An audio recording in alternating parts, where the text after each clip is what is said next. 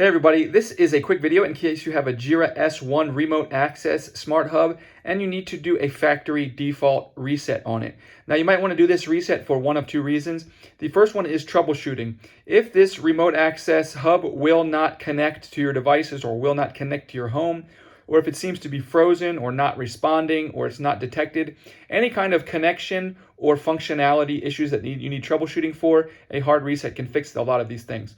You will need to set it up again as a new device, which brings me to the second reason you might want to do this. If you want to set this up in a new home or on a new network and just clear everything out, all the old configurations, we can go ahead and do that. All we're going to do if we want to do this is we're going to first remove power to it, which is the white and yellow DC plug that plugs in here. We're going to unplug it. And then once we do that, we're going to come and press and hold this reset button. And we're going to press and hold it as we restore power, continuing to hold. And after a while, we'll see a slow flashing.